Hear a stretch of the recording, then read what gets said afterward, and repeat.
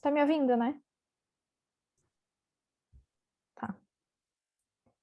Eh, Tudo bem, gente? Nos vimos há poucos dias, né? E hoje a gente vai falar também sobre uma parte do Evangelho, que é a parábola do bom samaritano.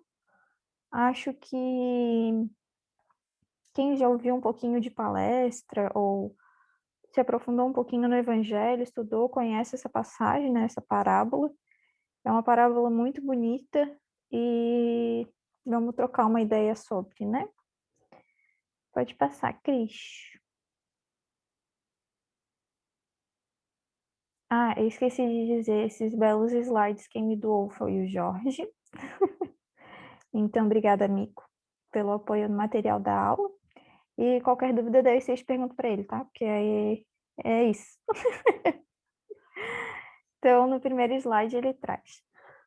A parábola do bom samaritano é um poema da mais profunda psicologia do mestre para com a humanidade, que após ouvi-la conscientemente, nunca mais poderá ser a mesma, tornando-se necessário a cada indivíduo atender à ordenança. Então vai de Jesus e faz o mesmo. Acredito que também isso, não só com essa parábola do bom samaritano, mas assim como todo o evangelho, ele traz desde o do primeiro contato que a gente tem com ele, né, da aceitação da mensagem que ele traz, não tem como sermos mais o mesmo, né? Porque ele nos traz para um momento consciente, quando a gente se permite acessá-lo, né, dessa maneira tão genuína. E a parábola do bom samaritano, ela também traz esse tipo de mensagem, assim como já algumas outras parábolas que a gente comentou, eu gosto muito daquela do óbolo da viúva, elas tocam a gente de uma forma ilustrativa, mas tão interna, que era o que a gente conversou na terça-feira, que o evangelho, ele traz essa reflexão interior, né? Ele não consegue falar do externo. Ele fala do interno, que pode ser compreendido de uma maneira externa. E quando Jesus ele diz, faze o mesmo, é porque ele quer de exemplo nas parábolas que a gente compreenda, conforme o nosso, né, entendimento, conforme o nosso grau evolutivo, como que a gente pode aplicar o bom samaritano no nosso dia a dia, né? Assim como as outras parábolas. Pode passar, Cris. Jorge, se tu quiser me interromper e contribuir, por favor, tá? Assim como qualquer um. Ô Maria, acho que aqui ainda a gente consegue falar um pouquinho, né? Que ele diz assim, que após ouvi-la conscientemente, e isso é para todas as parábolas, né? Isso. Então, esse pedido, né? Porque esse texto da Joana, do livro, de um livro da Joana de Ângeles, e esse ouvi-la conscientemente é muito significativo para mim, porque Uhum. até que ponto a gente consegue ouvir as coisas, né, as coisas que vêm de Deus e de uma maneira consciente e não de uma maneira superficial e distante. Então, eu acho que essa é uma reflexão que a gente precisa fazer com essa parábola que é fantástica, é um exemplo de amor, né? Ele diz ali que é um poema da mais profunda psicologia do mestre, que é o amor, e, então, a gente, infelizmente, o sofrimento que a gente está falando tanto, né? Ele está muito ligado a essa inconsciência. Então, a gente ouve de uma maneira superficial. Vou passar aqui. E bem isso mesmo, Cris. E aqui ele traz sobre a nossa sombra, né, que a gente sempre conversa. A sombra é aquela parte que contém conteúdos reprimidos e esquecidos, de forma proposital ou mesmo despercebidamente, mas que preferimos manter distantes de nós. Contudo, o que se conta escondido não deixa de existir e interfere em nossas vidas a revelia da consciência, normalmente de forma destrutiva, porquanto traz à tona energias e conteúdos com os quais não estamos preparados ou acostumados a lidar. Isso aqui tem bastante coisa que a gente pode conversar, inclusive fazer links de outras aulas que a gente já teve, né? Não só no curso de quinta, como no curso do Evangelho interior, mas também no equilíbrio a gente falou muito sobre isso, né? Se tudo está conectado, né, interligado, e tudo rege e sobre uma lei de equilíbrio para que se torne unido, né, novamente, a sombra também está junto de nós. É aquilo que a gente sempre conversa. Se somos seres perfeitos e tudo nós temos, não há nada que não tivemos, né, não possamos ter dentro da gente, negar uma parte nossa seria simplesmente uma astúcia para uma segregação de uma parte minha. E é realmente uma astúcia, porque não é porque eu nego aquilo que deixa de existir. A negação é só como se eu quisesse fechar o olho e não ver. Que é isso que ele fala ali, é como se a gente escondesse e não deixasse interferir nas nossas vidas, mas isso é uma ilusão. O que é o contrário disso, a dualidade disso, é que a sombra faz parte de uma parte em que a gente não aceita ter quando o ego está prevalecendo. O ego, ele é fruto de uma fragmentação interna, né? O ego ele é fruto da nossa queda, que a gente já conversou. Por isso que eu estou falando que dá para fazer links de outras aulas. Então, o que a gente reprime, o que a gente tenta esquecer, de tanto forçar, que ali, como mesmo fala, acaba às vezes passando despercebido, algo natural, e que a gente prefere manter longe da gente, é pura ilusão. E quanto mais a gente tenta permanecer na sombra e criar uma sombra, né, maior, mais difícil se torna lidar com ela, porque quem botou as dificuldades em cima dela fui eu mesmo. Quanto mais eu me mantenho afastado do que me é de essência, menos preparada eu estou para enfrentar as minhas questões do dia a dia. Menos preparada eu estou para lidar com as minhas sombras, com as minhas adversidades. E o que está escondido acaba atrapalhando o meu processo, porque seria de utilidade se eu conseguisse ver.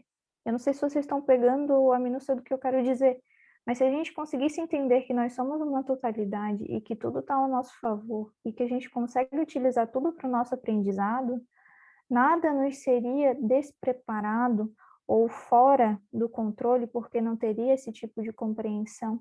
Nada seria reprimido ou esquecido. Tudo seria um instrumento para a minha evolução moral. Cris, quer comentar alguma coisa? Ou a gente pode passar. Eu quero comentar sim, porque tudo que fica escondido, até a palavra ali tá entre aspas, né? E é importante que a gente entenda que mesmo escondido, todo esse conteúdo, ele está nos impulsionando, e de maneira inconsciente, né? Então é como se a gente tivesse um porão, né? A gente já usou esse exemplo, e essa sombra, tudo isso que a gente tem, né?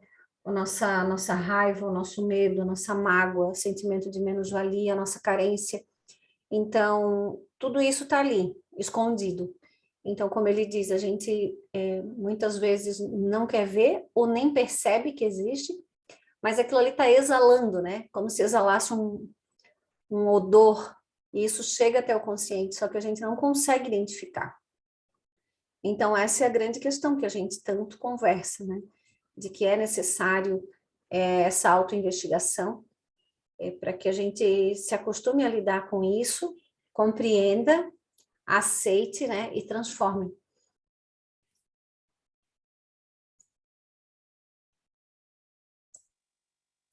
E então ele continua. Levantou-se, então, um doutor da lei e perguntou-lhe para o experimentar: Mestre, que hei de fazer para possuir a vida eterna?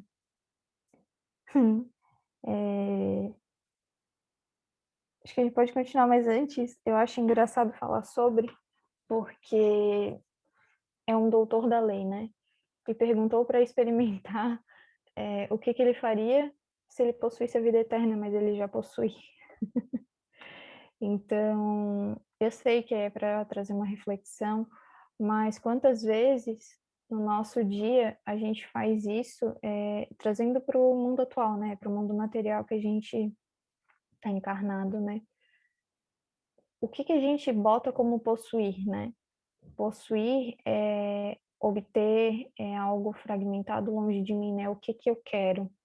Qual é o meu objetivo? O que que está externamente ou até internamente que eu quero possuir? E por que que eu quero possuir, logo eu acho que eu não tenho? E o quão importante é neste momento possuir aquilo, né? É só uma reflexão para a gente tem de utilidade fazer esse tipo de pergunta, porque é muito fácil chegar aqui e falar e trazer a parábola e, ai, que maravilhosa ela é, e entender que Jesus, ele é maravilhoso, mas na minha vida, o que há de maravilhoso no bom samaritano da minha vida, né? O que que eu posso possuir de vida eterna na minha vida, ou o que que eu quero possuir. Para isso, nós somos seres inteligentes, a gente precisa aprender atualmente a interpretar as parábolas deixadas por Jesus e aplicá-las na nossa vida, que é a ciência, que é o cotidiano, como se fosse o nosso laboratório experimental, né? Pode continuar, Cris. O doutor da lei que buscou Jesus era o representante por excelência da sombra coletiva existente. Ele sentiu o mestre, o homem de bem, o mestre esperado, era aquele com quem dialogava. No entanto, a sua sombra individual, invejosa e ciumenta, desejava colhê-lo numa armadilha, bem ao gosto da inferioridade dos pigmeus morais, das crianças psicológicas que, embora adultas, se negam ao amadurecimento da responsabilidade, da autoanálise, da autoconsciência, que casa perfeitamente com isso que eu estava falando agora. O espiritismo em si, né, a dádiva que foi a gente ter a possibilidade do espiritismo estar aqui, né, no livro dos espíritos, no livro dos médiuns, de tantas obras, né, que a gente classifica como pilares do espiritismo, e dentre outras que não são só de Kardec, nos possibilita esse caminho de amadurecimento, que ali no texto ele fala que a gente se nega a esse amadurecimento. O amadurecimento material, ele é muito compreendido como uma obrigação, né? Nós, nada mais diferente seria no mundo materialista, regido por condensação de matéria, né? Que é feito de, externamente, de julgamentos, de obrigações, toda essa parte lógica que a gente já conhece e conversa muito bem, não seria diferente que a gente encarasse a responsabilidade atrelada ao amadurecimento de uma forma punitiva, ou de uma forma, não vejo outra palavra, punitiva. Mas o amadurecimento que ele traz aqui, dessa responsabilidade, é de trazer para o momento presente. Eu comentei isso na terça-feira, se eu não me engano, num slide, onde a vida se faz no agora. E é uma frase tão batida, mas ela é tão profunda, porque a vida ela se faz a cada instante. A cada palavra que eu troco com vocês já é uma troca energética.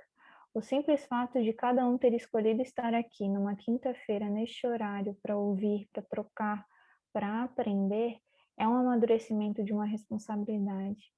A responsabilidade, ela se fez inicialmente lá quando escolhemos ficar longe de Deus. E desde então nós negamos essa responsabilidade. Então, que a gente utilize esse laboratório experimental que eu falei e não questione Jesus e toda a sua obra para querer se sentir superior num movimento inferior, mas questione humildemente no sentido de compreensão. Questionar humilde para entender onde que a parábola encaixa no meu dia a dia, né? Já pode falar, Jorge. Oi, Maria, boa noite. Tudo Boa bem? noite, amigo. Tudo bem e você? Tudo ótimo. Gente, a parábola ela é explicada pela Joana dentro da psicologia de Jung. Então, todos nós temos um self. O self seria a nossa totalidade. O self deveria coordenar as nossas vidas, usando para isso o ego. O ego é a nossa parte consciente. É a parte que vocês estão usando agora para me escutar. e para me ver agora. Então, essa é a parte consciente. A partir do ego, nós temos a sombra, que são os conteúdos que nós vivemos no passado e que nós praticamos o mal, os nossos vícios, as nossas imperfeições morais, tudo que a gente fez e que a gente não quer ver, e que a gente foge. Para fugir disso, nós usamos um outro aspecto do ego, que são as máscaras. Então, veja, ele diz ali, o doutor da lei. O doutor da lei, ele usa uma máscara de doutor da lei. Mas ele usa uma sombra, não é? Ele faz parte de uma sombra coletiva e utiliza a sua sombra individual. Mas para ele, e é importante que vocês entendam isso, ele não está usando a sombra. Ele é um doutor da lei, ele está fazendo tudo certo. Porque a máscara, ela está tão pregada, fixada nele, que ele não se percebe, ele não se vê, ele não se enxerga. Por isso que ele pede, a Joana pede ali, a autoanálise e a autoconsciência de si mesmo.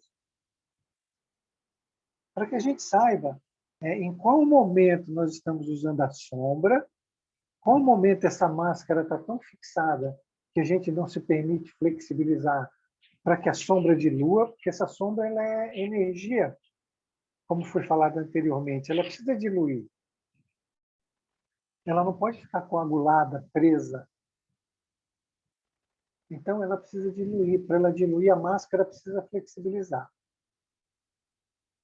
Por isso que essa parábola ela é maravilhosa, porque Jesus vai dizer, e a Joana disse, é um poema que vai dizer para a gente como diluir toda a nossa sombra, como fazer para que o ego restabeleça o comando e a diretriz do nosso ser, que por ora depende de um ego que está desorganizado, desorientado, causando desequilíbrio, uma máscara fixada e uma sombra que está solta, que pode surgir a qualquer momento.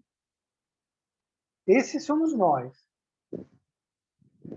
Então, assim, como é que a gente faz para que o ego torne-se o centro do nosso ser, de verdade, orientando todos esses outros fragmentos e trazendo eles para a unidade? É disso que trata essa parábola, sobre a ótica da psicologia da Joana de Ângeles. Então, veja, o doutor da lei usa uma máscara bem fixada, mas ele é uma sombra. Ele está utilizando de sombra, porque ele está utilizando de astúcia, de manipulação, para pegar Jesus numa armadilha. Isso é um material da sombra. Mas ele não se enxerga, ele não se analisa, ele não tem consciência de si mesmo, ele não tem autoconhecimento. Ele não sabe que aquilo é uma sombra. Para ele está usando a inteligência para um bem maior. Então, vamos nós também nos enxergarmos nesse ponto, de que a gente precisa se analisar o tempo todo e saber, é sombra isso que eu estou pensando? É o que eu estou fazendo? É uma máscara que está bem fixada? Eu estou conseguindo me enxergar, me conhecer? Eu estou consciente? Meu ego está realmente no eixo que ele pode se comunicar com o self? Ou eu estou me comunicando só com a sombra e com a máscara? E rompi com o self. É o caso do doutor da lei. Ele rompeu com o self. Ele se afastou, ele não tem trânsito com o self. Então é isso, é disso que se trata. Tá bom, Maria? Muito obrigado por você ter me dado essa oportunidade. Ô, Jorge. Eu te agradeço. Desculpa. Oi. Não, agradeci. Só para complementar, né? Porque ali, se a gente for olhar, Jesus representa o self, né? Cadê o Jorge? Exato. Sumiu? Exato. Estou aqui? Presente. O doutor da lei representa quem, né? Nós. Enquanto Exatamente. individualidade e enquanto contrário é essa lei de amor. Então, é isso, né? Que a gente precisa se colocar na parábola dessa maneira, de como que eu ouço falar de amor, de bondade, de caridade, que tudo é o que ele relata ali, né? Então, mas é isso, porque a gente às vezes coloca as coisas tão longe da gente, parece que quando a gente ouve alguma coisa assim, parece que fica uma história que não faz parte de mim, né? E, na verdade, é o que cada um de nós vive todo dia. E aí ela fala ainda, Maria, acho que nem chegou lá, mas desse comportamento das crianças, né? Psicologicamente infantil nós somos. Nós somos muito infantilizados. Mas vamos lá, não vamos colocar a carroça na frente dos bois, né? A Cris quer falar, a Cris Tessarol. Oi, gente, boa noite. Não, quando a Cris fala assim que os doutores da lei somos, no caso, nós, né? E eu vejo que essa seria como se nós tivéssemos a oportunidade de melhorar no, no, como se fosse um espelho no outro, né? Essa questão da sombra, da, dessa toda fala do Jorge que ele explicou, que das máscaras, né? Porque quando a gente trata o outro, nosso semelhante, o nosso irmão, né? E a gente tem a questão de melhorar para nós e para ele, né? Que a gente está numa constante evolução. Esse foi um raciocínio que me veio à cabeça quando a Cris fala dela, né? De a gente poder melhorar tanto para nós quanto para o próximo, né? No convívio com o nosso semelhante, né? Aceito ou me corrijam, por favor.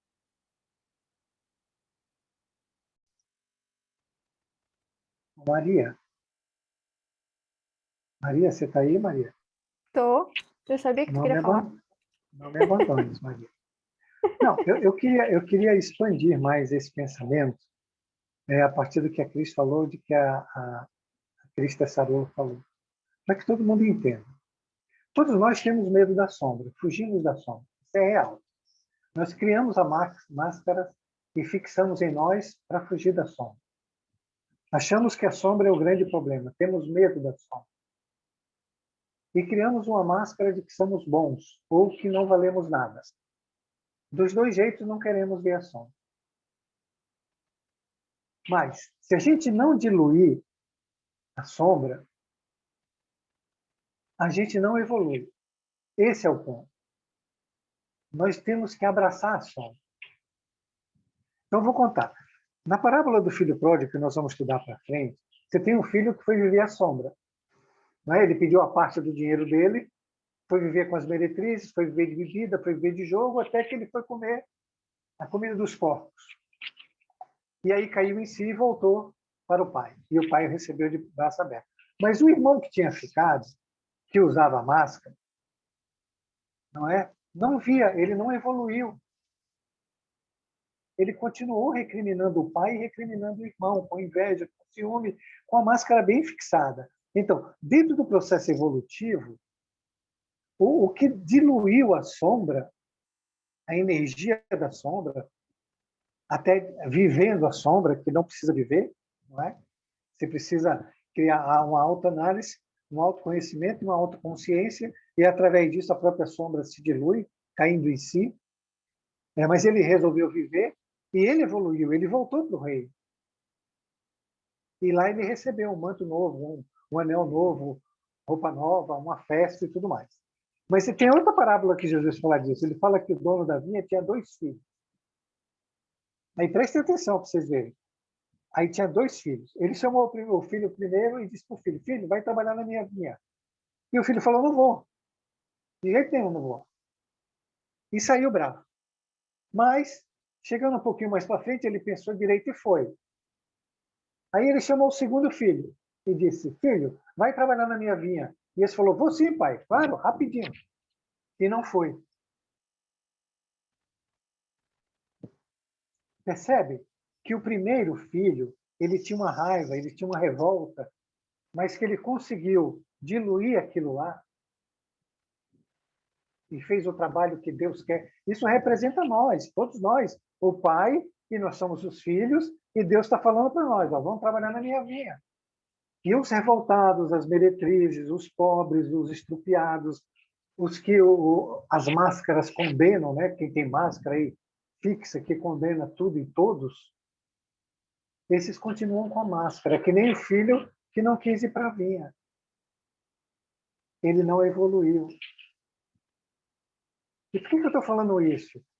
Porque a gente precisa entender isso. Se você, eu, somos cheios de coisas que não são boas. Cheio. Não adianta usar máscara e dizer que não é, porque é. E nós precisamos começar a olhar essa nossa máscara, essa nossa sombra, e abraçar ela, e diluir ela. E olhar para a sombra dos outros, aqueles que estão vivendo a sombra, e abraçá-los como irmão nosso, que estão passando por aquele momento. Disso que, por isso que a parábola ele é um poema de amor, dos mais profundos que tem. Obrigado, Maria. Desculpa ter me estendido aí. Maria, não fuja de mim, Maria. Eu estou Eu não aqui sou a prestando sua sombra. atenção. Vai em frente. Ou se tu fosse minha sombra, eu tava bem.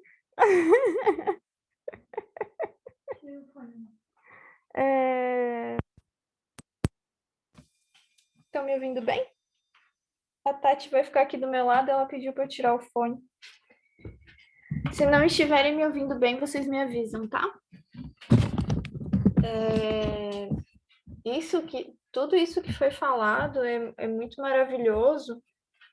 E eu tinha pego um ponto que agora eu me perdi, mas daqui a pouco eu volto. Me distraí aqui do lado.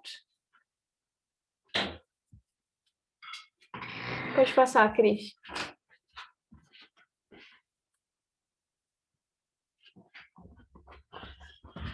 Disse-lhe Jesus: que está escrito na lei? Como lês? Lembrei. Essa semana, quando a gente estava fazendo o Evangelho no Lar aqui em casa,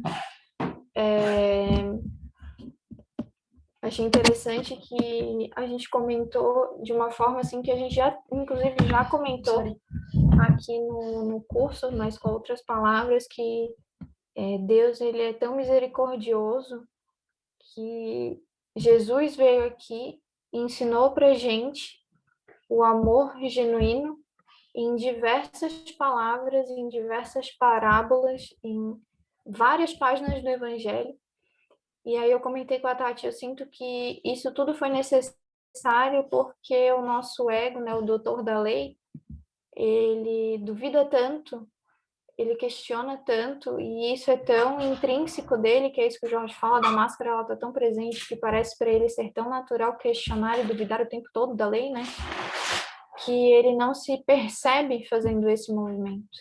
Então, quando o Jorge fala sobre exaurir e transformar, né, o lado sombra desse coágulo, né, de desmanchar realmente esse coágulo, significa vivenciar o que a vida está propondo, mas de maneira consciente. Por isso que ele ainda falou, não se precisa necessariamente viver a raiva, mas observe a raiva. Não seja astuto e não queira vê-la. Porque quanto mais tu nega, mais perto ela fica e mais longe a gente acha que ela está. Porém, quanto mais a gente nega, mais presente ela se torna. Porque Deus sabe que o movimento corretivo dela é vendo e transformando. Então é ilusório a gente achar que só não querer ver e dizer que não tem é o que resolve. E isso também traz com que esse slide está falando, tipo, o que está escrito na lei, como é que tu lê? Tu lê de uma maneira honesta? Tu interpreta as palavras de Cristo de uma maneira que te beneficie ou de honestidade para com ele, para entender o que ele quer dizer, né?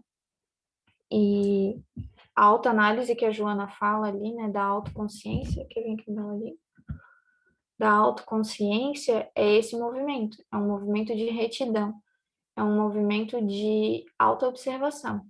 Quando tu se auto-observa no movimento da vida, tu consegue compreender essas questões que o Jorge fala desses coágulos, né, egóicos, e tu consegue transformá-los, às vezes vivendo eles, às vezes não vivendo, só observando, às vezes nem vendo, já passou, já fez, mas que bom que depois tu consegue olhar. E a vida é isso, não é um movimento retilíneo, ela é um equilíbrio desequilibrado, mas que tende a voltar para a ordem sempre. Pode passar, Cris. Dá um exemplo de como fugir da raiva, para as pessoas botarem em prática como elas talvez fogem da raiva. O que é negar a raiva? É dizer que não tá irritada, por exemplo. Pelo menos eu faço isso, né? Uhum. A minha fuga da raiva é, por exemplo, a Tati vinha me perguntar, tá, por que tu tá bicuda? Eu falo, eu não tô bicuda. Mas tu tá irritada. Eu não tô irritada. Tu que tá irritada. É a negação. A minha máscara é a negação. A gente nega o movimento porque a gente não se faz pertencente a ele. E cada um vai ter a sua máscara intrínseca. A minha mais superficial que eu vejo agora é essa. A negação, ela é a astúcia pura, né? É não se achar pertencente daquilo ou que aquilo nos faz parte, né? Quer dar algum exemplo? O que eu até pensei, tipo, o que a gente Fala pode... mais pertinho, mais alto. A gente pode estar negando, substituindo por outras questões. Então, tipo assim, tu tá irritada e de repente, vou fazer compra. Tô irritada, vou, sei lá, comer alguma coisa, sabe? É como se procurasse mecanismos de recompensa para tentar mudar. E a gente é viciado nisso, né? Porque a gente é viciado no prazer. E no prazer momentâneo, assim, a gente não pensa muito a longo prazo. Tanto que a gente já conversou sobre isso e estar irritado uma forma também de sentir o prazer, né? E não é à toa que a gente faz, né? A gente não faz no sentido de estar fazendo mal, né? Quando tu tá irritado, tu tá ali, tu tá incomodado, mas aquilo tá te gerando alguma coisa, porque tu tá perpetuando aquele movimento, né? Tu tá em um dos polos, né? É. Muito bom. E isso também traz, voltando para cá, o que motiva o doutor da lei a continuar utilizando as máscaras dele, né? É exatamente esse movimento de tanto ele perpetuar e reverberar as máscaras que ele acha mais justas, né? Que ele acha mais verdadeira, digamos assim, mais pertencente a ele, mais difícil vai ser de ver, porque mais grudado e mais dolorido vai ser de dizer que aquilo não é uma verdade, porque ele está há tanto tempo fazendo aquilo, que para ele dizer depois que não é aquilo, é aquela sensação que a gente tem que o mundo está desabando e que a gente está sem chão. Tipo, meu Deus, o que eu vou fazer agora, né? Quem nunca falou isso? E aí o outro respondeu: amarás ao Senhor, teu Deus, com todo o teu coração, com toda a tua alma, com todo o teu entendimento, e ao teu próximo como a ti mesmo. É o mais puro amor, né? Por isso que eu falo, por isso que eu quis trazer ali a reflexão que eu fiz no Evangelho no Lar na segunda-feira, de que Jesus, em todas as páginas, falando do Evangelho, tá? Em todas as páginas do Evangelho, ele traz, em algum momento, amor. Em alguma frase, em algum, sabe, pode ser uma palavra, sempre terá amor, porque lei de Deus é amor. E é um amor assim tão bem estruturado que ele é genuíno, ele é perfeito, Deus é perfeito, essa energia que vem dele, ela é perfeita. E quando eu falo que a gente questiona e duvida tanto disso, é porque a gente é tão apegado ao que a gente acha que criou, né?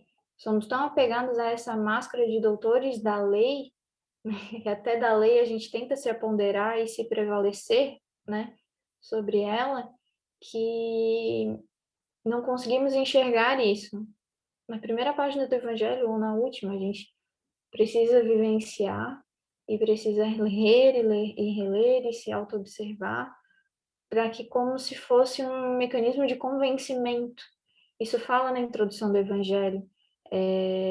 Os espíritos, quando escreveram o Evangelho, foram diversos espíritos em diversos médiums, muito separados pelo mundo, para que quando várias pessoas que não têm nada a ver uma com a outra começassem a falar sobre a mesma coisa, aquilo que seria uma coincidência faria sentido, porque se mais de uma pessoa está falando a mesma coisa, é porque alguma verdade tem.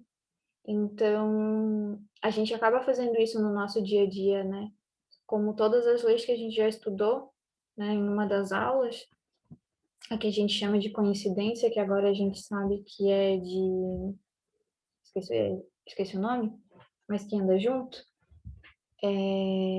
ela nos proporciona esse entendimento. Interconexidade? Acho que também, pode ser. Não era isso. Não. E quando ele traz aqui, que é amarás ao Senhor, teu Deus, com todo o teu coração, com toda a tua alma, com todo o teu entendimento, e ao próximo como a ti mesmo, ele fala desse equilíbrio que o Jorge comentou, do self e do ego. Porque a gente fala tanto do ego de uma maneira tão negativa, tão destrutiva, porque prevalece esse mecanismo atualmente nele, que a gente não o enxerga como parte pertencente de um processo evolutivo, né? E o Jorge, ele falou muito maravilhoso, nunca tinha pensado nisso, de que o ego, ele faz parte do meu equilíbrio para que ande junto do self, porque é ele que me proporciona atualmente o entendimento do self. Eu preciso dele para que haja essa conexão, eu não consigo ter essa conexão sem ele. Então, para amar ao Senhor e tudo isso que ele diz aqui nesse slide, eu preciso dessa conexão. Eu preciso de tudo isso que a gente está conversando agora, de todas essas experiências, de todos os caminhos, de todas as vivências. Porque o amar, ele está presente em tudo. E eu preciso conhecer a sombra e abraçar, como Jorge disse, para que eu consiga exercer isso. Quer comentar alguma coisa, Jorge? Não, eu só queria falar sobre o que a Tati falou. Tem uma outra forma da gente fugir da raiva, né? A gente diz que a culpa é do outro, né? Ah, porque o outro me fez isso, por isso que eu estou com raiva. Ah, porque aquela coisa não deu certo, aí eu estou com raiva. A gente sempre arruma uma desculpa para dizer que está com raiva, né? Ou irritado, ou impaciente, ou magoado. Tem vários tipos, né? Acho que tem algum microfone aberto aí que está dando. Mas é isso. Vamos em frente aí, Maria. Está maravilhoso. E tu, Cris, quer comentar alguma coisa? Não, para mim tá ok. Ótimo. Ô, Maria, Oi. eu queria, assim, Nossa, tem o microfone aqui dando eco mesmo, né? Maria mesmo. Peço o teu, Maria, quando alguém falar que tá dando eco. Eita ferro, tá bom. Tá. Eu li... Na verdade, eu assisti uma palestra da Cristina Cairo, se não me engano. Ela é a mesma linha ali da Louise Hay, né? Que fala sobre quando o corpo sente, né? Os sintomas físicos que a gente sente de acordo com o estado emocional. E quando está com raiva, segundo ela, a gente sente dor bem no meio das costas, no meio da omoplata, assim, dos ossos, né? E só para compartilhar que naquela semana passada, que eu estive ruim, que aconteceu aquelas coisas todas, eu senti muita dor aí também, porque eu tinha uma raiva acumulada que eu não podia deixar transparecer, porque como eu vou dizer que eu estou com raiva da situação, que eu estou com raiva de ter cuidado da minha mãe, então a gente disfarça, né? A gente não assume, mas o meu corpo respondeu, as dores, né? E essa dor, e engraçado que eu tive essa dor realmente no meio das costas, assim, que é uma dor muito atípica, eu não costumo sentir. Só queria compartilhar isso mesmo, que às vezes mesmo que a gente negue que está com raiva, mas o organismo vai te dizer, né? Vai berrar também, tá? Era só isso. Maria. Oi, Maria. Oi. Maria, não fuja de mim.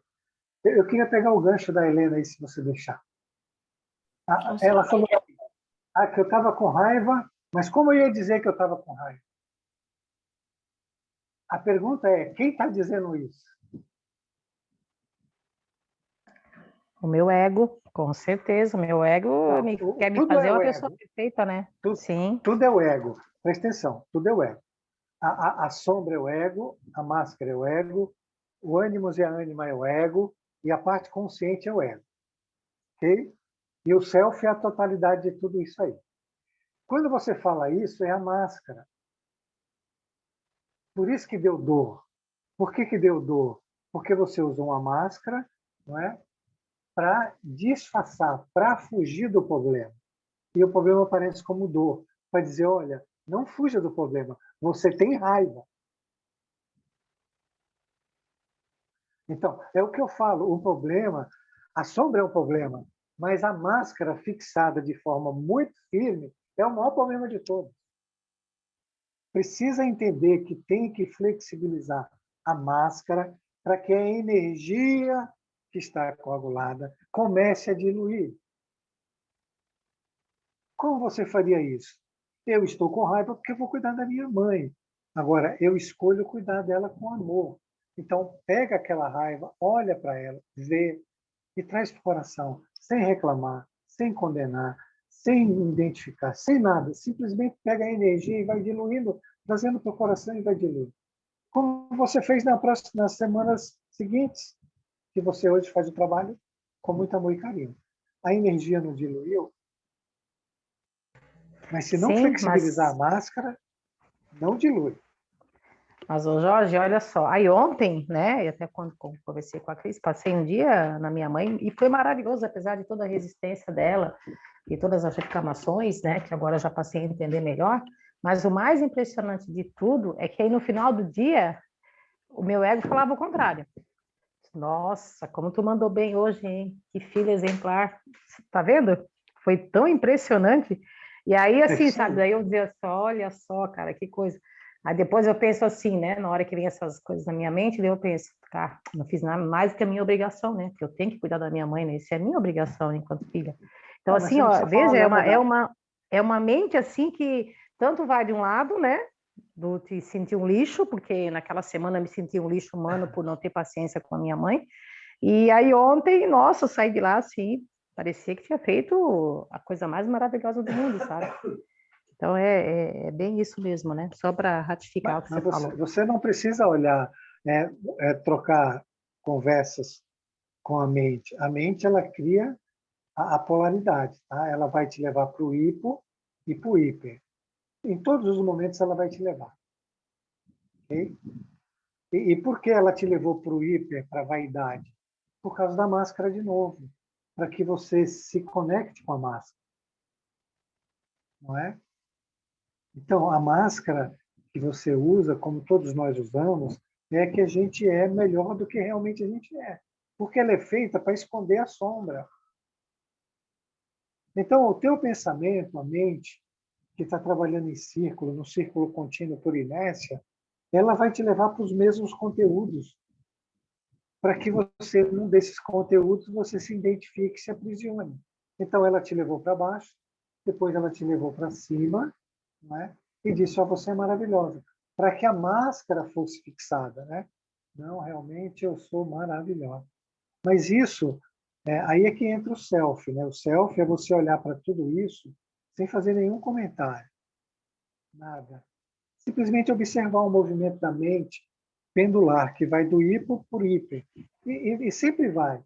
E ela gera conflito, né? Por que gera conflito? Porque uma hora ela vai dizer que você é boa demais, outra hora vai dizer que você é ruim demais. Isso gera conflito. A mesma coisa a Maria, né? A Maria, segundo ela, fala, você é bicuda, não sou bicuda, está com raiva, não estou. Por que ela não admite? Por causa da máscara. Mas se não flexibilizar a máscara, a energia não dilui. Se não tiver autoconsciência de que aquilo ali é raiva, de que aquilo ali é não aceitação do outro, de que aquilo ali é egoísmo, de que aquilo ali é vaidade, e de que aquilo ali é sombra, e deixar essa sombra diluir, não resolve o problema. Vai continuar fixando a máscara, vai continuar fixando a máscara. Aí vai acontecer que nem o segundo filho lá, que nunca vai para a vinha do pai. Ou como o segundo filho lá da parábola, que nunca vai chegar no reino de Deus, nunca vai receber a roupa de núpcias, né? Nem o anel, nem a sandália, porque ele não tem condição ainda. Eu espero que vocês estejam entendendo. E essa parábola vai ensinar a gente a fazer isso. Tudo bem, gente? Vocês estão entendendo? Jorge, eu confesso que ainda, às vezes eu fico em dúvida de como proceder corretamente, porque, sabe, Porque é que eu digo para ti, assim, ó, eu identifiquei como sendo o meu ego me dizendo que era boa, a questão da máscara, de ser uma filha exemplar, né? E nesse momento, assim, eu tenho dúvida de como proceder, entende? É não Porque, tipo fazer assim, ó, nada. eu já, O que tipo que é assim, eu olhei, observar? O que que é observar?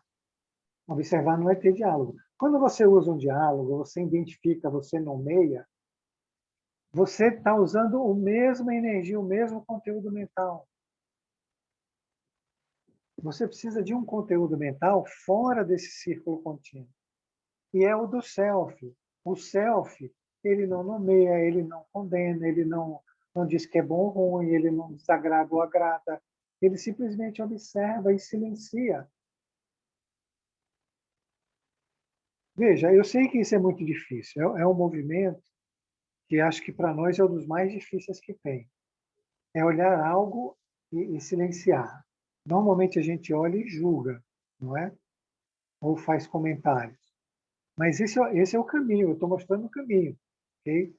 Vai demorar para a gente chegar lá? Vai. Aqueles que fizerem mais vezes, demora menos. O que não fizer, demora mais. O que demorar para fazer, vai demorar mais. Então, assim, é só começar a fazer. Sabe? Eu não estou dizendo também que você fez errado. Okay? Você viu, é o ego, e você falou, não, eu fui lá e, né, e fiz o que eu fiz porque eu sou uma boa filha. Ótimo. Mas o certo é silenciar e observar a mente. Né? O errado seria você acreditar no que sua mente falou, porque, não é? Aí a máscara se fixaria de vez. Tudo bem? Estão entendendo? Tudo bem, Helena? sim, sim, sim. Tudo Então bem, eu tenho que Maria? silenciar. Ó, você só encontra Deus no silêncio. Ok? Não é Sim. no barulho. Se você responde à mente, você está respondendo à mente com o mesmo conteúdo da mente. Entende agora? Então, eu entendo o que você está querendo falar, nessa questão do silenciar, de não responder, de não dialogar, né? É, é engraçado, Mas, assim, porque é mais, mas, mas Ô, Helena, essa questão me veio à mente naquele momento em que eu me sentia super filha, né, no final do dia de ontem, me veio à mente o mandamento lá, né, honrar pai e mãe, sabe, mais nesse sentido, assim, sabe? uhum. Mas é isso, assim, mas eu acabei conversando com a mente, está certo, né, então, Mas não tem nada errado o que sua mente falar para você, mandamento. A mente quer te manter na mente, entende isso agora? E sim, você Jorge, precisa ir para o coração. ô Jorge, sim. Oi, pode falar. será que a Helena não foi na obrigação, então, por ser mãe? Não, ela foi bem, não é? Ela foi bem. Só que a mente dela, para capturar ela de novo, a máscara da vaidade, né? Da perfeita, jogou uma isca para ela, né? Entendeu? A Entendi. questão, Carlinhos, é você ficar sempre na mente. A mente fala uma coisa, você responde outra. Você está respondendo com a mesma mente, entendeu isso? É a mesma Sim, energia, é tudo mesmo. Você precisa vir para o coração e silenciar e observar o que tua mente está fazendo, todas as jogadas dela. Aí você está livre. Se a mente é pendular e você está dentro do pêndulo, você está oscilando junto com o pêndulo. Mas se você está certo. no coração, você está vendo a oscilação do pêndulo sem se identificar, sem que aquele conteúdo aprisione a tua mente, sem que você dê mais energia para ele. Ô Entendi. Jorge, mas Oi. então, comparando a semana anterior, em que esse pêndulo, né, que eu me senti um lixo por ter raiva, por ter, né, por ter até maltratado a minha mãe com palavras, naquela semana eu me senti um lixo, eu fiquei muito mal, que eu já contei aqui para vocês, né? E hoje, ontem, que eu me senti bem, mas assim, eu queria até dizer assim para ti que eu, na verdade, eu percebi esse movimento pendular na hora, eu percebi isso, olha, bem o oposto do que eu estava semana passada. Então, Essa questão só não é o responder para a mente, mas eu percebi o que o ego estava querendo fazer, entendeu? Isso eu percebi ontem também, sabe? não é maravilhoso? Agora aprende a É silenciar, maravilhoso. não é? Sim, É porque é sim. tudo um processo em desenvolvimento. Você fez um degrau, tem outro degrau te esperando. Olha. Muitos outros, né? Muitos, muitos, muitos outros. Vamos deixar a Graças Maria a na aula, Deus. que a Maria está meio brava lá. Vai, Maria. A Tina quer falar. Maria tá bicuda? Olha. Olha. Fala, Tina. Oi, não, eu queria falar duas coisas. Eu queria primeiro que entender, porque já foi falado mais de uma vez nas aulas, e hoje a Maria voltou a falar. Queria entender melhor o processo do ego ser importante e não ser só um papel ruim, mas importante no processo, né? E que foi falado e eu queria fazer isso para entender bem. E outra coisa que eu queria falar é uma pergunta, na verdade.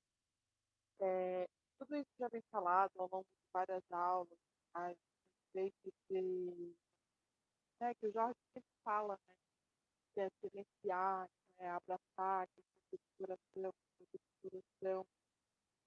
Eu tenho uma pergunta. Eu às vezes, né, passo por um momento, não sei se acontece com você, tá? Vou tentar explicar. É assim, eu estou, de repente, numa fala com alguém, e aí a pessoa fala alguma coisa, gera algum sentimento em mim, e depois, mais tarde, esse sentimento volta, mas ele, na hora, eu não abracei ele, eu não dialoguei com ele, ele passou, eu me faço entender, e depois ele brota de novo. E aí eu começo a conversar com ele, já passaram por isso, às vezes fica só na mente, às vezes é no sentimento também. E aí eu, pensando nesse meu exemplo que eu acabei de citar, eu fico pensando que talvez eu estou achando um caminho para seguir o que é silenciar e trazer para o coração, que para mim também é difícil, sabe? Então, me corrijam aí se eu estiver errado essa questão, porque é, é um momento que eu converso com alguém, o que eu estou, né? E aí passa batida, assim, simplesmente passa, né? Foi. E aí fluiu, naquela hora fluiu. E aí eu não fiz nenhum comentário, não, minha mente dialogou, eu não deixei nenhum sentimento que eu me fizesse sentir alguma coisa, uma raiva, um desgosto, um merecimento, qualquer coisa assim, sabe? Então, eu não sei se eu estou no caminho certo.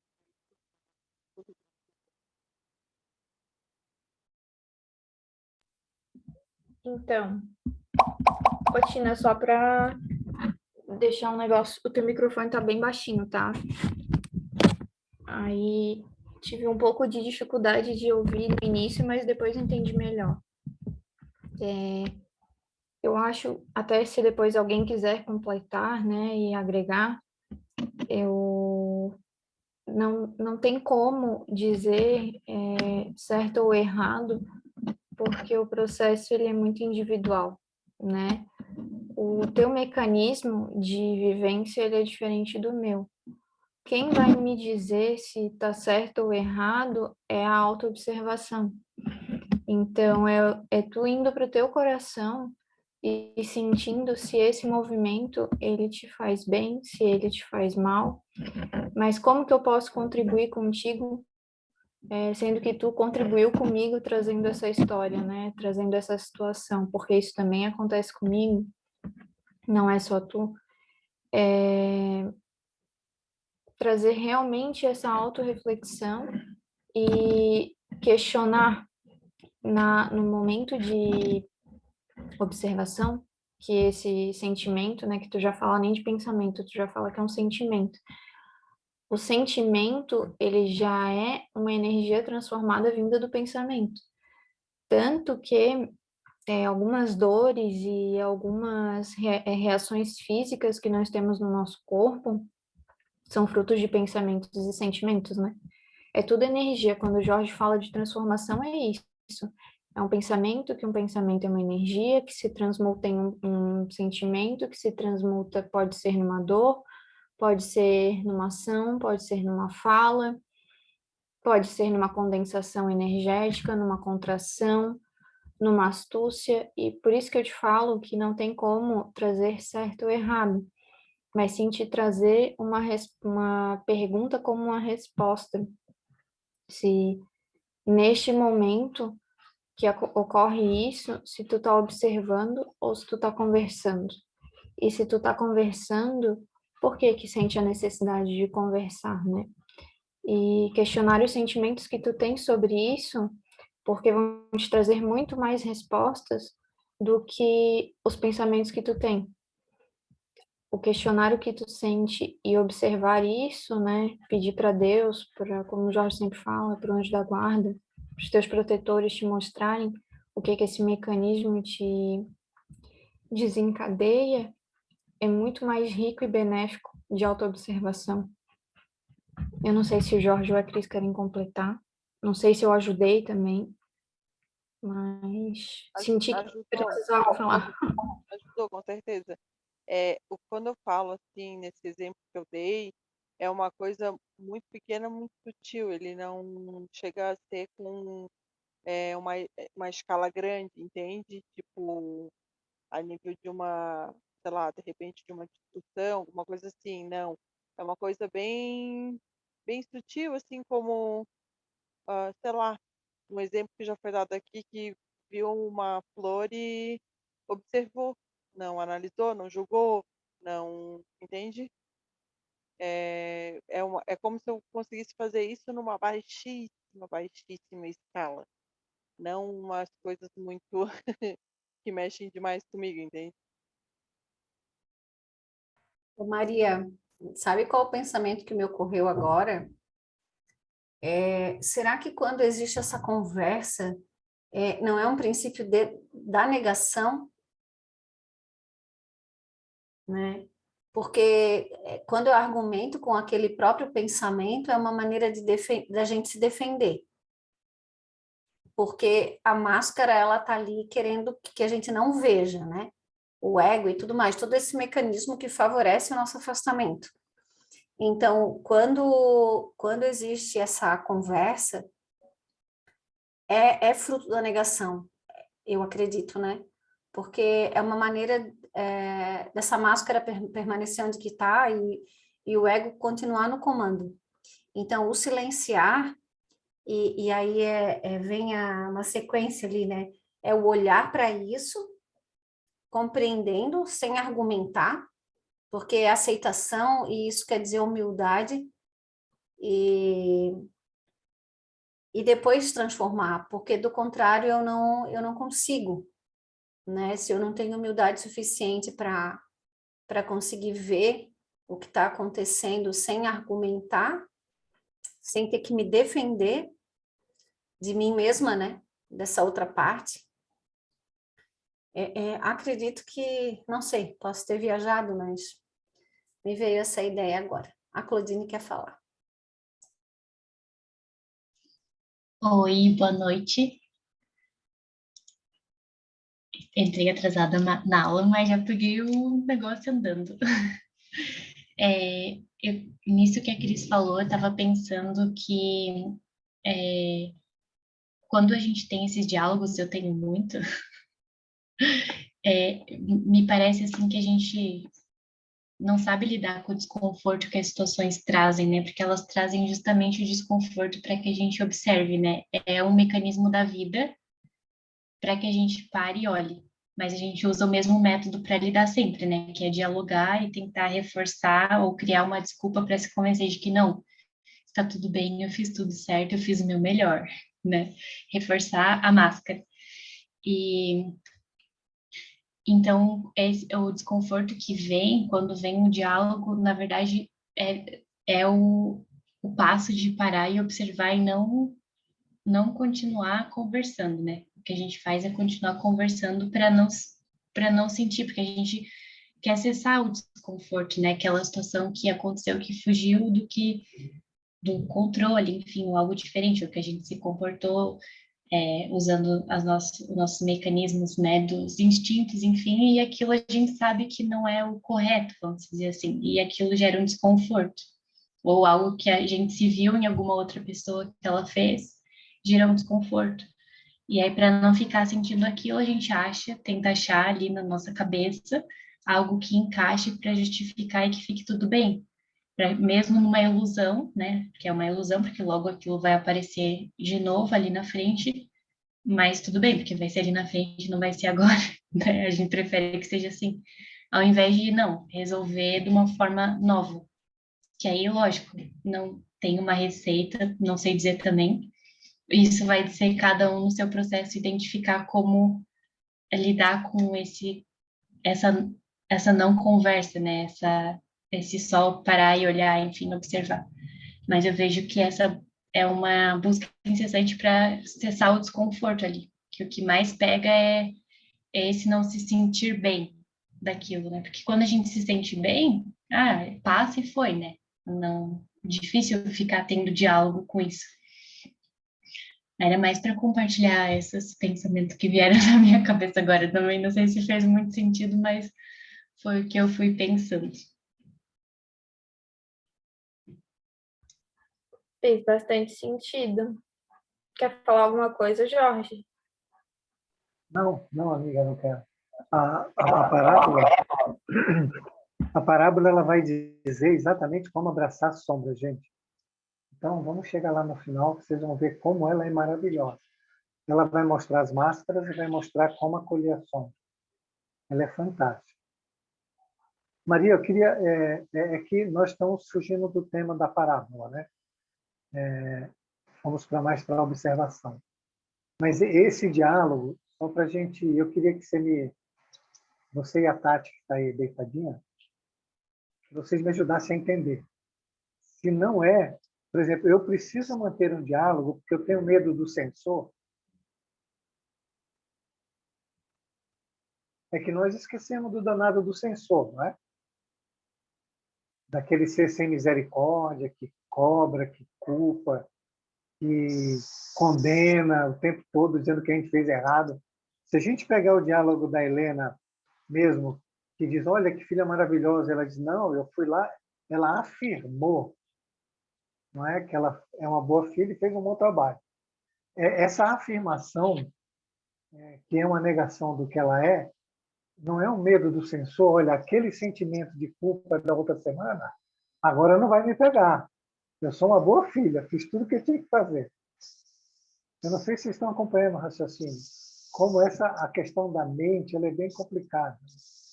Mas vamos voltar para a parábola aí, em outro momento a gente conversa sobre isso. Tá bom. Obrigada, Nico. Disse-lhe Jesus: respondeste bem. Faz isto e viverás. O Jorge está com o microfone aberto.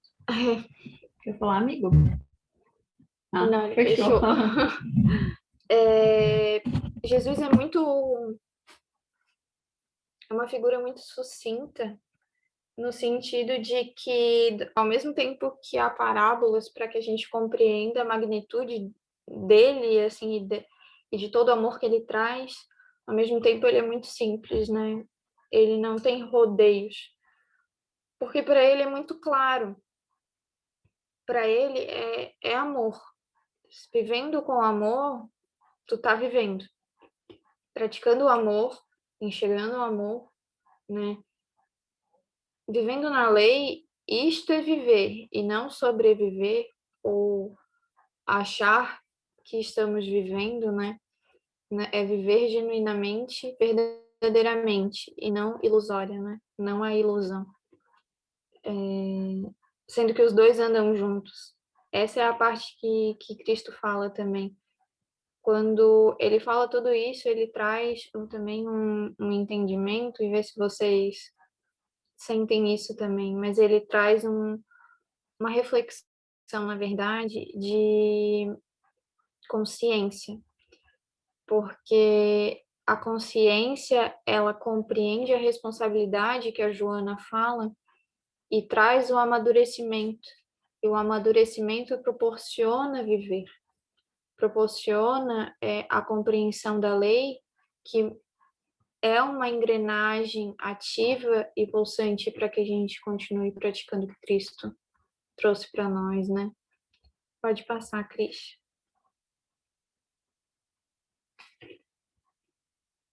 Mas o doutor da lei, tá vendo o mais que o Jorge fala? Querendo justificar a pergunta feita, disse a Jesus: e quem é o meu próximo? Então, tá vendo aquilo que eu trouxe sobre a gente sempre duvidar, querer achar uma falha, que a gente compete o tempo inteiro, né? Doutores da lei acham que sabem de tudo, que a sua verdade é a verdade absoluta, o que não existe nada além da sua verdade. E é isso que o Jorge traz de censura, porque toda reflexão ela pode ser aplicada em qualquer situação. Tudo que é interno pode ser entendido em qualquer âmbito externo, qualquer. Não tem um lugar que a gente não consiga aplicar a lei, não tem uma situação que a gente não consiga aplicar o que Jesus trouxe. E nenhum lugar, eu digo nenhum lugar mesmo. Nada, zero.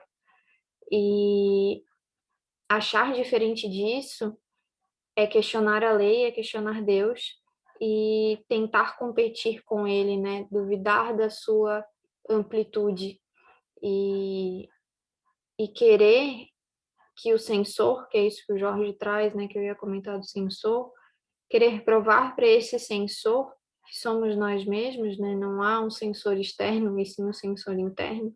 Provar para ele que ele está errado. E o que motiva cada censor de cada um é muito individual, que foi isso que eu respondi a Tina. Cada sensor tem a sua motivação, a sua engrenagem, né, o seu mecanismo. São todos feitos da mesma essência, assim como nós, mas cada um vai compreender de uma forma a mesma informação. Então, eu posso muito bem dizer que o meu sensor, por exemplo, ele é motivado pela culpa. O do Jorge, ele é motivado pela censura, e por aí vai. E isso motiva a gente ser doutores da lei e questionar Jesus, né? Porque isso aqui é uma parábola, mas a gente questiona o que Jesus trouxe o tempo inteiro quando a gente não pratica o que ele disse que a lei de Deus deve ser praticada. Então a gente faz essa pergunta: quem é o meu próximo? Em diversos outros parâmetros. Quando a gente coloca empecilhos para praticar a caridade, quando a gente coloca empecilhos para praticar o amor ao próximo, isso falando bem superficial, né? Quando eu vou trazer para um pouquinho mais interno, quando a gente coloca empecilhos para dizer eu não consigo fazer isso, isso é muito utópico, não consigo praticar o evangelho segundo o espiritismo no mundo atual. São empecilhos, não são engrenagens, não são degraus para me fazer elevar, e sim para que eu não consiga subir. E tudo é um ponto de vista, porque o degrau ele tá ali, ele é igual. Vai de como eu quero enxergar, se eu quero subir e usar ele de apoio para a subida, ou se eu desisto no primeiro e falo, eu não consigo subir isso aí porque não vai rolar. Entende? Pode passar, Cris. E tomando a palavra, Jesus respondeu: certo homem descia de Jerusalém para Jericó e caiu nas mãos dos salteadores, que depois de o despojarem e encherem de pancadas, o abandonaram, deixando meio morto. Continua, Cris.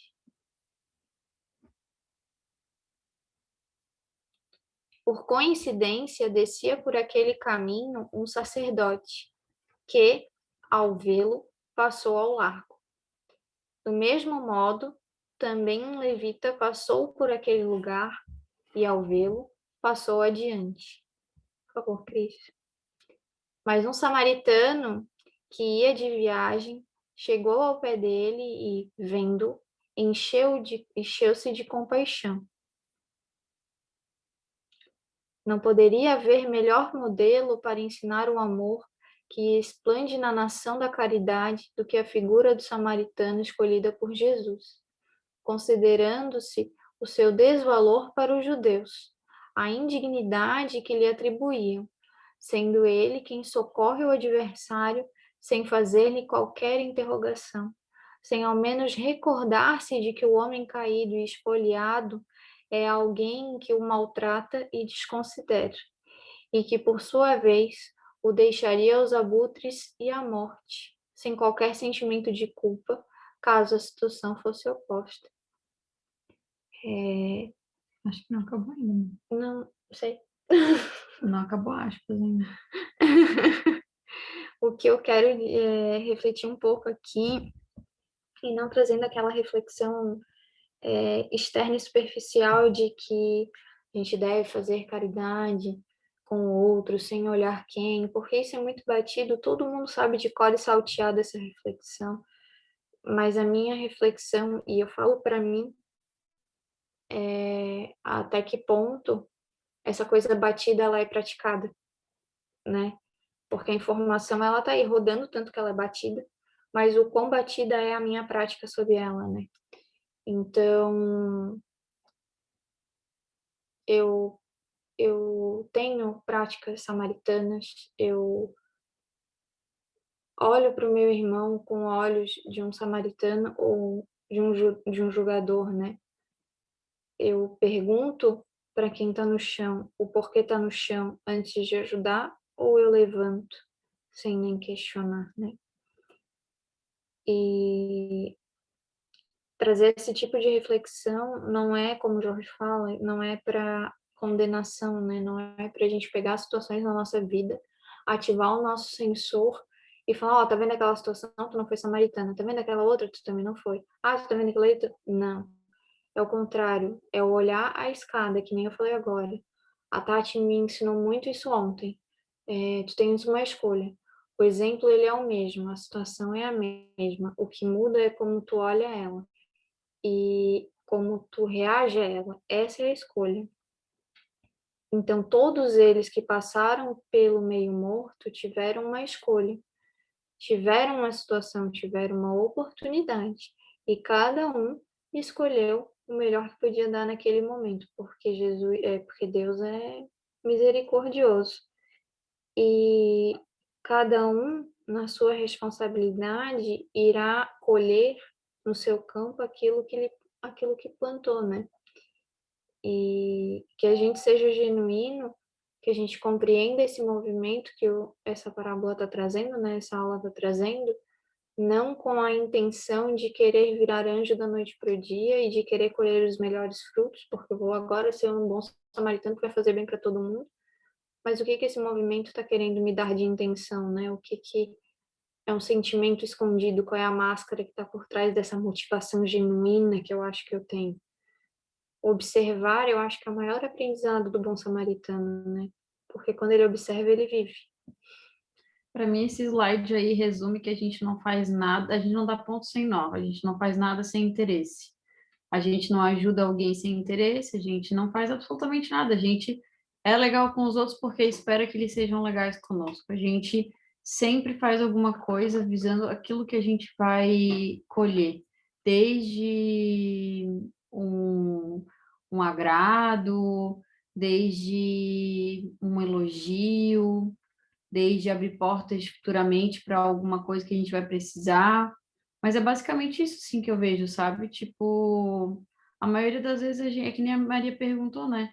Tu vai parar para ajudar a pessoa e perguntar por que que ela caiu antes, ou tu simplesmente vai fazer de forma genuína? Porque se a gente for parar para pensar, né? Quando a gente adora, eu não sei vocês, eu adoro julgar as coisas e os outros, né? E quando a gente vê uma história de uma pessoa que está sofrendo alguma coisa que para a gente é um absurdo, a gente logo quer, né, quer ajudar, quer fazer justiça com as próprias mãos e tudo mais. Mas e se a gente soubesse que essa pessoa é um estuprador? Ou que matou alguém que a gente ama? Será que a gente teria o mesmo impulso de querer procurar justiça para esse ser, né? A gente sempre tá buscando, como julgadores, coisas que nos convêm, né? Coisas que fazem sentido dentro da nossa bagagem que a gente já carrega, né? O Jorge quer falar. Jorginho? Foi muito maravilhoso o que a Tati falou, né? E vamos dividir assim, como se a Tati e a Maria falassem dos aspectos morais da situação. Vamos falar sobre os aspectos psicológicos. Esse texto foi tirado do Jesus do Evangelho à luz da psicologia profunda da Joana de Ângelo. O levita e o samaritano, eles fazem o papel da máscara. Eles sempre passam ao largo, né? Se sentindo melhor que a situação. Não ajudam ninguém. O samaritano, ele faz o papel do self, que acolhe, que abraça, que busca, que ajuda, que faz caridade. Mas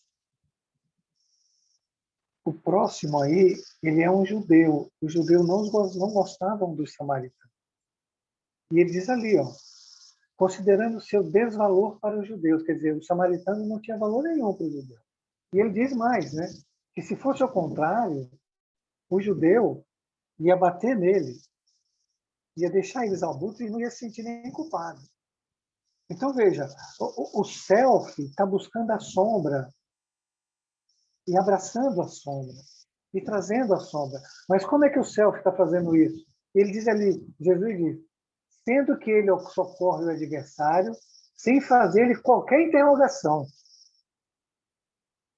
Quando fala, olha, não crie diálogo com a mente, você está fazendo com o mesmo conteúdo. Deixa o self chegar, deixa o self iluminar a sombra, abraçar a tua sombra. Nós estamos falando aí do evangelho interior, de olhar para mim mesmo, para as coisas que eu não faço bem, que eu não sinto bem, olhá-las, vejo, analisá-las, tornar consciente delas e abraçar, sem interrogar, sem dizer que é bom ou ruim, sem condenar, sem censurar, sem ser rigoroso comigo mesmo. É isso que fala. Vá lá e busque a tua sombra e abrace ela, sem nenhum tipo de questionamento, sem nada. Se você fizer isso, você vai fazer qualquer coisa. A luz volta a brilhar dentro de você. É disso que trata essa parábola tão maravilhosa, todos esses ensinamentos fantásticos. Você vê aí, ó, tem um roteiro de como agir com os nossos inimigos, mas os inimigos que estão dentro de nós. Que faz a gente passar por momentos muito difíceis dentro de nós, que criam conflitos imensos dentro de nós, que não levam para depressão, para suicídio, para mágoas imensas, para ter câncer, uma série de coisas que estão dentro de nós, não estão fora.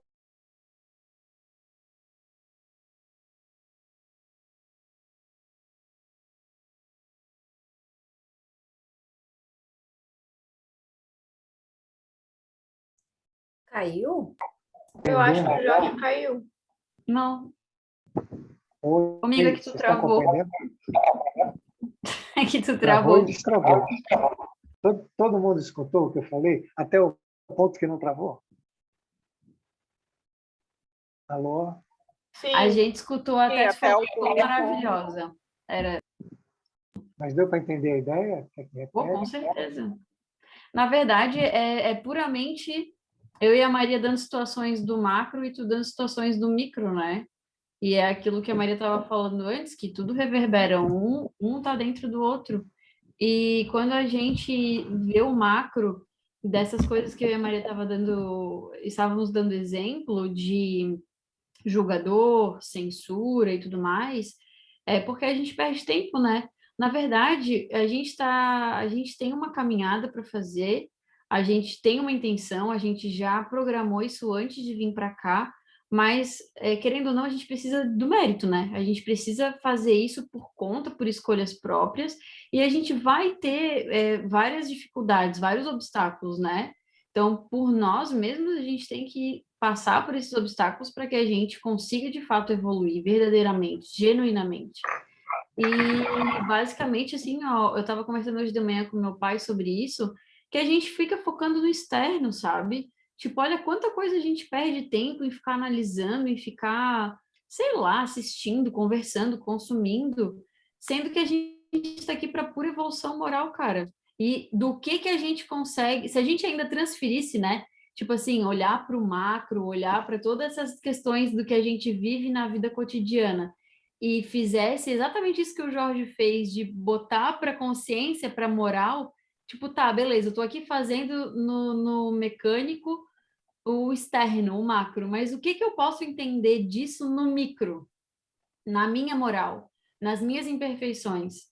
E a gente não faz isso porque a gente é preguiçoso, né, cara? A gente só quer continuar no mundo ilusório e não ter trabalho. Verdade. A Cris vai fazer um trabalho aí muito bom, que a gente vai apresentar daqui umas semanas sobre a questão das ilusões, né? E vocês vão se surpreender. Eu gostaria de saber dos outros, se entenderam. A Cláudia entendeu, a Cris Tessarolo. Queria ouvir a Claudine, Carlinhos, a Cris. Vamos falar, gente. Entenderam esse texto aí? Conseguiram assimilar? Acorda e fala. Quê? Que o quê? Eu não entendi. O que que o Jorge falou por último? Eu também não entendi. Ah, tá. Falei para o pessoal acordar e falar. Tá todo Ah, mundo acordar. Acordar. Acorda para cuspir, curupi. Vamos, cadê o Ó, pessoal? acho que a Cláudia quer falar, Ninguém hein? entendeu nada? Não, eu só ia dizer que eu não estou dormindo, eu estou prestando atenção. É complicado mesmo, né? É muito complicado. Mas a gente chega lá. Principalmente a questão que a Helena botou ali, que eu sei que foge da parábola de hoje, também é bem complicado esse negócio de conversar ou não os pensamentos que vêm da gente. Mas tudo bem, isso aí é para outro assunto. Mas eu não estou dormindo, tá? Eu estou prestando bastante atenção em vocês. Não, mas Jesus já fala ali, ó, acolher o inimigo sem interrogá-lo. Não é para ter discussão, é para ter um abraço fraterno. Não é? É teu inimigo, você precisa abraçá-lo, não questioná-lo, nem deixar que ele te questione. Entende? É preciso haver um término nesse círculo contínuo. E a proposta é que tenha uma renovação que te leve para o equilíbrio. Então, o diálogo ele se faz de necessário referente à ação do silêncio, a ação do sentimento puro de amor, de bondade que tem com esses inimigos interiores que a gente tem. É disso que trata, né? Por isso que essa parábola é muito fantástica. E a Joana disse no começo que ela parecia um poema, e realmente ela é um poema. Mas tá bom, Maria, contigo aí. Posso falar só uma coisinha? Com certeza. Não, é que eu queria falar uma coisa que eu tenho aprendido, que desde pequena eu escutei a palavra caridade, né? Envolvida na ação junto ao amor de Deus, assim, né? E eu conheci uma pessoa que uma vez ela me falou uma frase que eu fiquei super pensativa, né? Que existe a caridade e a solidariedade. E essa pessoa, nesse determinado tempo, me fez refletir, porque ela falou assim, a caridade que as pessoas fazem é dar o que sobra, dar o que resta. E a solidariedade, partilha o que tu tem. E eu fiquei por muito tempo refletindo sobre isso, né? E a Cris uma vez me explicou que aqui onde a gente está hoje, no planeta que a gente está hoje, a gente não tem a real caridade, né? A gente tem a benevolência. Ela até falou isso na aula também uma vez. E eu acho que essa diferença entre a caridade, a benevolência e a real caridade, né? E a solidariedade, elas se fazem muito próximo no ensinamento de Deus, que é através do amor, né? E isso assim que eu fiquei refletindo só.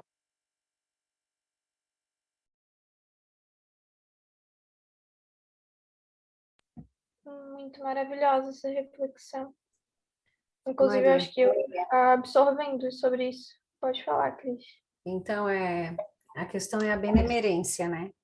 Porque a diferença da caridade para a benemerência é que nosso momento evolutivo ainda não nos permite uma caridade verdadeira, que é aquela desinteressada totalmente. É como a Tati falou ainda há pouco, que a gente sempre quer alguma coisa em troca, né? Nem que seja um reconhecimento, alguma coisa assim.